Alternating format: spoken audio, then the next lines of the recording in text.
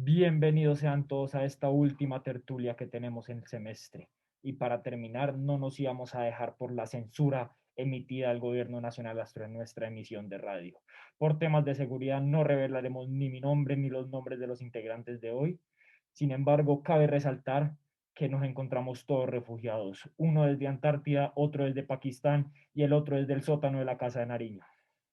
Entonces, sean todos bienvenidos. Sin decir más, los quiero invitar a que charlemos esta vez sobre las revoluciones del siglo XX y sobre toda la ideología que se formó y a lo que ha conllevado. Gracias, Huevito Mil, por invitarnos hoy a terminar nuestra tertulia. Estamos muy interesados, especialmente el tema de hoy, que son las revoluciones en todo Colombia y pues en el mundo entero. Entonces, estamos muy emocionados. Así es, huevito Amil. Muchas gracias por tenernos en cuenta y bueno, hagamos esto rápido para que no nos chusen la llamada. Si quieren, yo les propongo, ¿por qué no empezamos en hablar un poquito sobre el surgimiento de cómo empiezan todas las revoluciones que se llevan a cabo en el siglo XX? Podemos ver por lo general que son movimientos, todos parten de movimientos sociales, en donde en muchas ocasiones se logra un cambio estatal y un cambio de organización. Sí, claro. Sin embargo, tenemos que tener en cuenta que estos son zonas casi que mundiales de revolución. En las zonas estables del norte de los países primermundistas no se vieron estas revoluciones. Y lo que venimos a discutir acá es por qué no se vieron estas revoluciones en esos países, pero en los países tercermundistas se ven y se siguen viendo.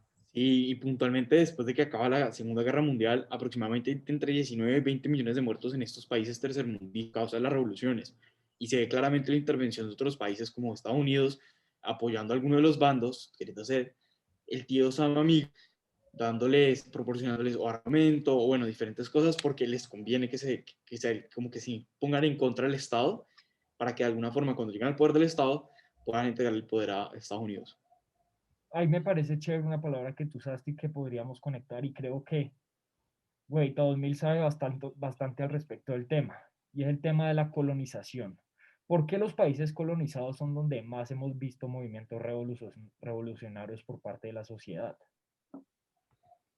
Pues se tiene dicho que realmente estos movimientos revolucionarios no son necesariamente por el capitalismo industrial que fue implementado en estos países y por la guerra ideológica, sino que realmente el enemigo de estos países eran los intereses locales precapitalistas y el imperialismo que los apoyaba, más o menos el Estado estadounidense.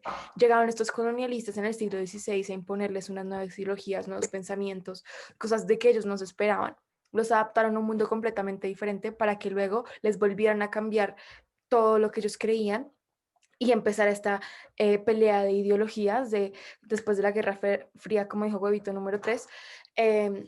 Después de esto, pues que era socialismo y comunismo versus capitalismo industrial nuevo y esta guerra que se fomentó en estos países que no tenían una ideología fomentada, que no estaban estables, causó que, pues claramente, como nos va a explicar más adelante Huevito 4000, no, las ideologías no son iguales en todas partes y no funcionan en todos los lugares. Los colonialistas jamás pensaron en esto, simplemente los dejaron las ideas plantadas en el cerebro de las personas. ¿Y qué pasó? Pues claramente se revolucionaron porque no encajaban las ideologías que encajaron también en Europa, en Latinoamérica. Y por eso es que más o menos la mayoría del tercer mundo, de lo que se llama el tercer mundo, son estos países que entraron en revoluciones porque no tenían esa estabilidad política, como son los países de Latinoamérica, países de Asia, del sur, con algunas pocas excepciones, pero la mayoría están en las mismas. Sí, yo quiero intervenir. Saludo aquí, me disculpo. En Pakistán está mala la señal y tengo que apagar la cámara porque si no me pillan. Tranquilo. Pero cuando hablamos también de la caída del movimiento comunista internacional, tenemos que hablar de cómo hubo un choque ideológico dentro de los mismos comunistas. Por ejemplo, Marx escribe sus textos pensando en una sociedad que es la sociedad de Londres industrializada. Después Lenin hace sus adaptaciones a pensarlo un poco más enfocado hacia Rusia, pero no son los mismos comunismos porque no son las mismas sociedades. Y esta imposición de tratar de meter un mismo socialismo o comunismo en todo el mundo eh, es una forma de colonialismo también. Entonces podemos ver cómo por ejemplo, China, Corea, fueron desarrollando sus propias versiones de lo que ellos querían ver que era el comunismo por parte de su de la cultura local que tenían. Lo mismo pasó en los países árabes también, con el panarabismo y buscar esta gran nación árabe socialista laica. Y podemos ver, que es lo que a mí todavía me genera rabia, cómo este colonialismo ideológico, intentar imponer una ideología que creen que va a servir en todo el mundo, pero que no, en zonas diferentes en las que nos desarrollamos, se sigue dando. Por ejemplo, ahorita que estamos viendo los problemas en Israel y Palestina, con Gaza, estuve leyendo un artículo del Partido Socialista Argentino que decían que la solución al conflicto es una Palestina completa, laica y socialista. No hay un humano en todo Palestina que quiera un país laico y socialista. Entonces, ¿por qué están intentando imponer ideologías que se está volviendo muy común, muy mainstream, sobre todo en el mundo progresista occidental? Imponer visiones de ver el mundo a sociedades que no lo necesitan y no lo quieren y lo rechazan. Hoy en día seguimos viviendo este colonialismo ideológico y tenemos que combatir contra él. No todo el mundo se desarrolló como nosotros. Es lo mismo que intentar imponer una reforma tributaria colombiana en Irán. No va a servir. Debemos dejar de pensar que podemos aplicar las mismas ideologías universalmente en un mundo tan pluralista.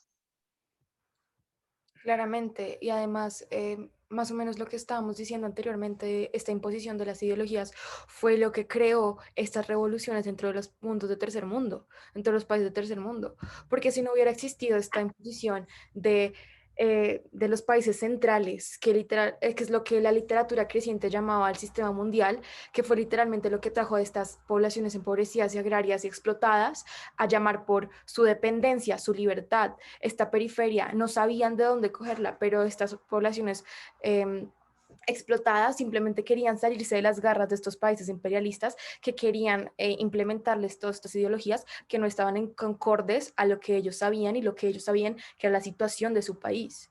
3000, por favor. Gracias, güey, Tomil.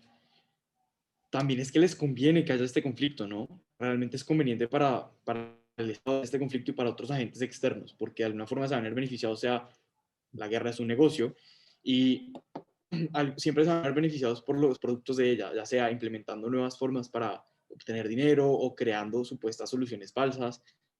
En pocas palabras, la guerra utiliza a generar más beneficios. Se les ha hecho tanto por parte de los revolucionarios como por parte de los que están siendo, o sea, los que están siendo atacados. Me refiero como Estado versus rebeldes.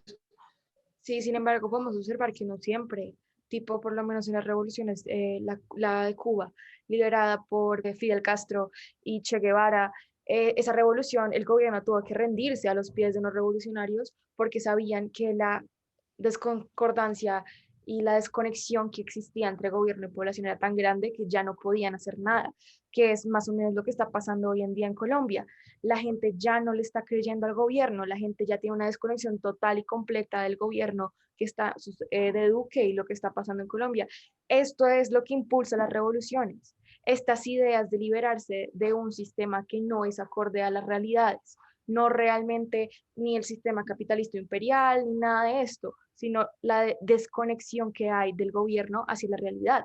Y solo falta que una persona se ponga como líder y cabeza y que empiece a unir a esto para que se nos haga el mismo golpe de Estado que pasó en Cuba, que ha pasado en muchísimos lugares, en Uruguay, pues con el golpe militar, en Chile.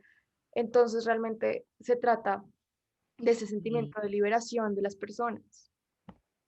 Ahí entra algo Yo, importante, y para darle la palabra a Guito 4000, y son las masas. Las masas como factor de las revoluciones. Y no tienen que ser grandes, sino que tiene que haber una concentración de gente. Y un buen ejemplo es China.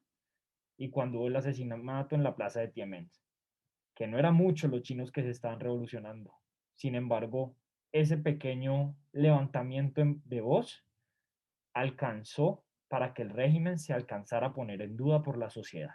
yo quiero darle palo a los pseudo revolucionarios en Colombia. Me perdonarán. Tenemos muy romantizado lo que es una revolución y no entendemos la magnitud que implica una revolución real, ¿no? Una Aquí no revolución se pide perdón.